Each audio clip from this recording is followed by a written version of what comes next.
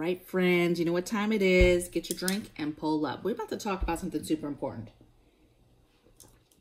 So what I want to talk about right now is I've really been hitting hard on preparing for grid down, right? Get your alternate ways to cook, alternate ways to stay clean, alternate ways to go to the bathroom, just all the different things that go into grid down, you know, powering stuff, the game plan, right? Emergency plans.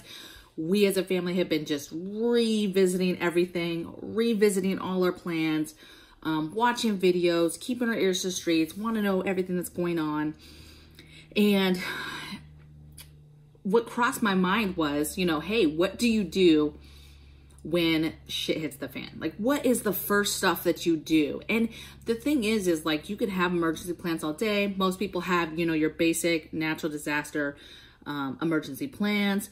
And then some, of course, have like no shit plans. But let me just talk you through that a little bit, okay? And maybe that will get your mind thinking to understanding that you're probably not ready and you probably need more stuff. There's always more to get to prepare to make a situation like that better, okay?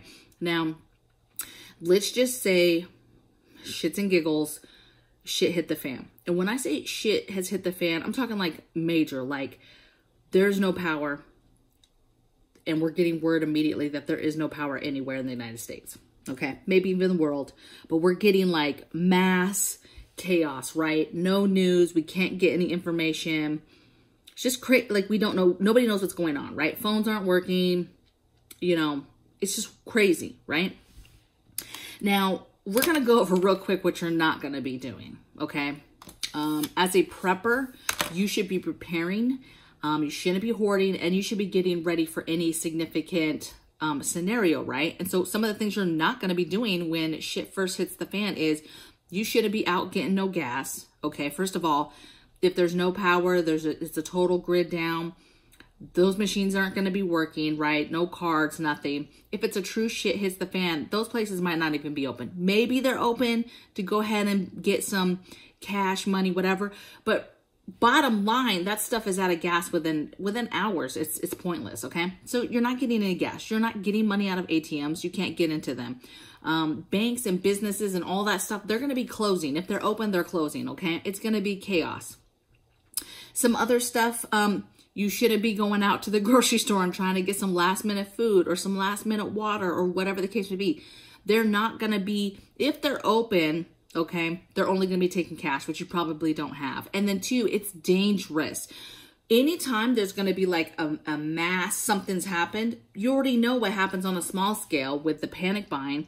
And if you're talking about people really think it's an end of the world, zombies, aliens, CME, something crazy has happened and it's a total grid down, it really doesn't matter what the cause is. People are going to start looting and going crazy. And it's going to start with panic buying what they can, but then it's going to quickly move into dangerous times. So what you're not going to be doing is be that person that is doing these things, okay? Like you see in the movies, raiding the pharmacy and stuff. Don't be out on the streets doing that crazy stuff, okay? That's why we prepare, so you don't have to do that. So let me walk you through some common sense stuff that you should be doing. One, you should be assessing and gathering intel. So all of our plans consist of, is everybody home? And then assessing the situation and gathering intel. So at this point, if you already know kind of like, hey, you're already hearing it's the whole country, maybe some text messages came in before, like, I don't know, but maybe something came through and you got some information and you're hearing some stuff, okay? You should have your comms stuff out. Maybe you're not getting a lot of information, so you're getting your receiving radio out and you're seeing what you can hear on the AM, FM radio, okay? You're already doing that right away, because if the phones are dead or the phones aren't dead, but there's no data, there's nothing coming in, right? Then, you know, you're not able to even, maybe you can get on the app for the news, but it's not working. No information is coming in that's new, okay? And you have to be prepared for that you're not able to just pick up your phone and still get some sort of, you know, information, all right? Now, okay, so you should be on your whatever radio, whatever comms you have, trying to make communication with people so that you can figure out what's going on. You should be outside talking to your neighbors, gathering information.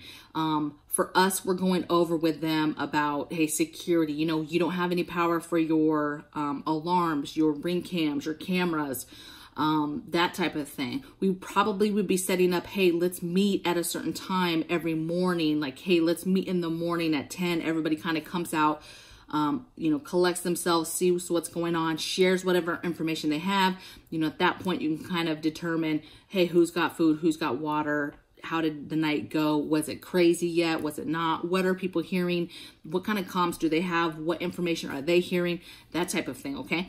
And if you set that up early, like that kind of meeting thing, like, hey, let's just pop our heads outside at a certain time and just assess how everybody's doing, you figure out quickly, too, who's even there, you know, because people at this point will be deciding if they're leaving or not. And if somebody leaves an apartment, you know, that could be supplies in there that you're able to get later, okay? So pay attention to that stuff. And then just be talking through like, okay, the point is, this is the time where you're deciding what's going to happen, right? This is where you're deciding like, how crazy is it if we're bugging in, bugging out? Like I said, there's not a lot of scenarios where we bug out. Okay. So for us, we're trying to really assess what's going on with people, so that we can get that area on lock as, you know, the best that we can. Okay. And get information. And then, just understanding that it's complete chaos, and it would be great for us to plan and have a mag and everything is just smooth. We know where we're going.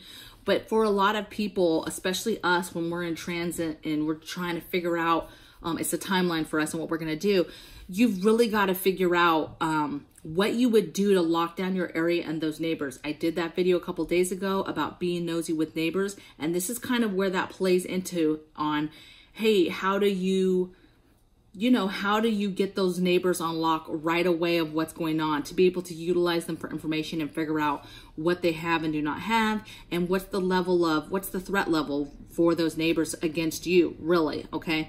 You're utilizing that because they may have things that you don't have, okay? Yes, we have a whole lot of stuff, but we're not gonna be exposing that.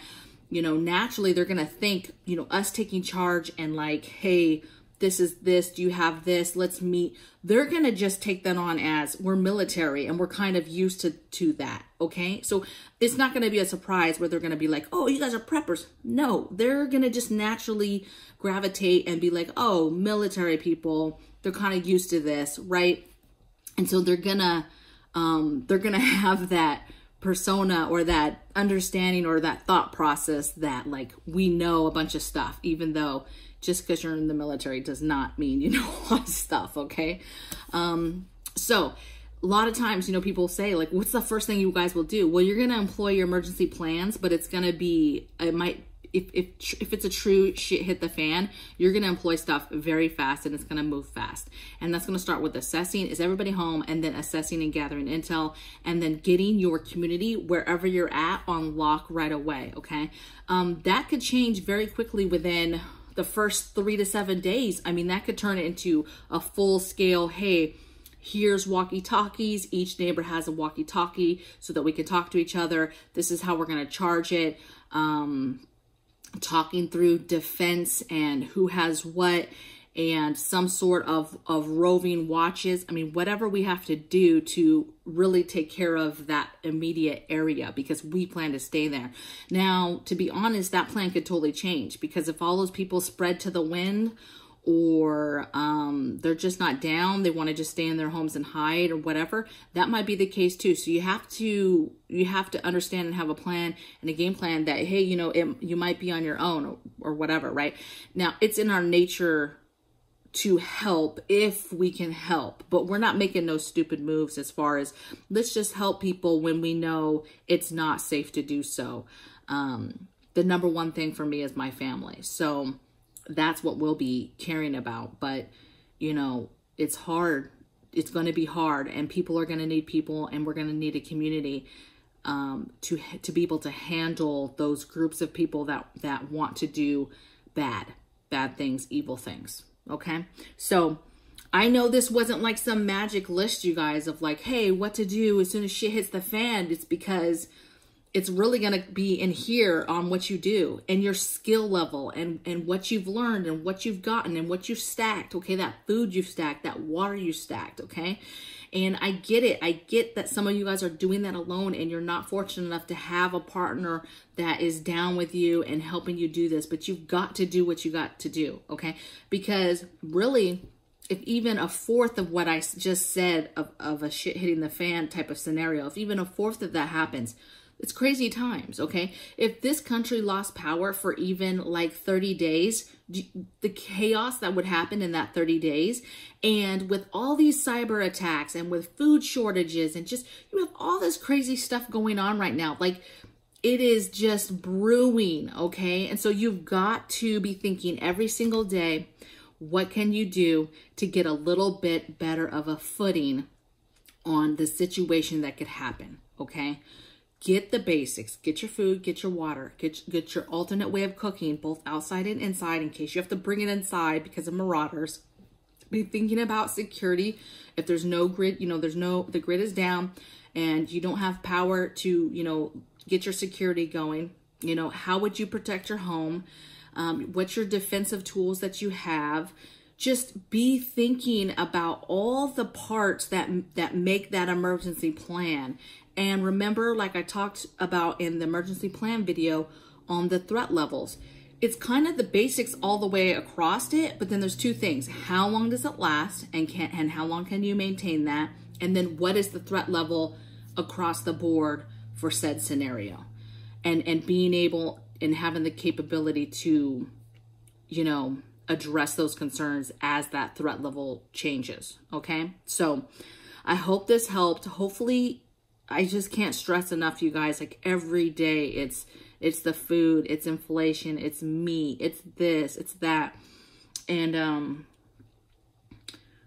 something, this summer is about to be crazy and something's around the corner and we've got to be ready. You just got to keep pushing forward and getting every little last bit of stuff you can.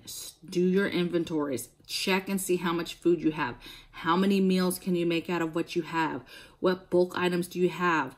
Just make your checklist and just start checking and making sure that you have everything. Start watching these videos, these prepping videos, and start getting ideas so you can get an idea of where your holes are at, okay? So I hate to be gloom and doom, but I just want to press upon people that it's important to prepare your family, okay? So I'll see you guys in the next video. I would love to hear in the comments below. I know some of us in the group and the people that are my normal people, normal subscribers that are commenting are going to comment and have been commenting. So thank you for that, because all that information is good for the entire group. And every day I have more subscribers. So keep putting out that information so that these new subscribers, new people that are joining us can kind of really get a feel of the whole picture and how different people are doing things so that they can get stuff done. Okay. And I will see you guys on the next video. I hope you guys had a wonderful weekend. I'm feeling much better. I had some tea and I'll see you guys tomorrow. Let's get this week popping.